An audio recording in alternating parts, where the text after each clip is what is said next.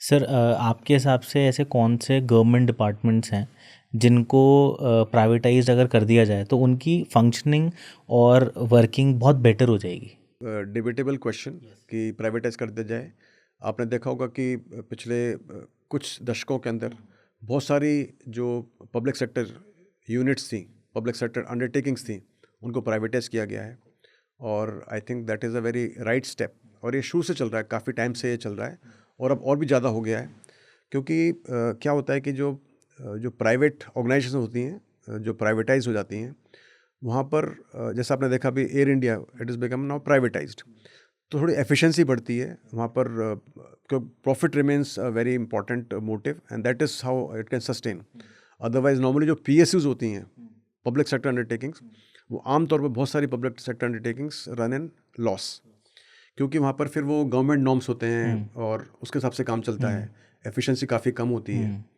तो मुझे लगता है कि we must have more and more privatised undertakings. लेकिन ये भी आवश्यक है कि जो कुछ ऐसे डोमेन्स हैं जिनको हम प्राइवेटाइज नहीं कर सकते, क्योंकि उन पर कंट्रोल गवर्नमेंट का रहना चाहिए। और जैसे डिफेंस है, रेलवेज़ हैं, और कोई important law and order machinery है, और बहुत सारी ऐसी चीज़ें हैं जहाँ पर production of very sensitive material cannot be privatised. We feel that government control should remain. तो मेरे को ऐसा लगता है कि एक हाइब्रिड मॉडल होना चाहिए, जो भी चल रहा है। हाइब्रिड मॉडल के अंदर, for example railways, you don't have to privatise the whole of railways, but we can always privatise some domains of railways.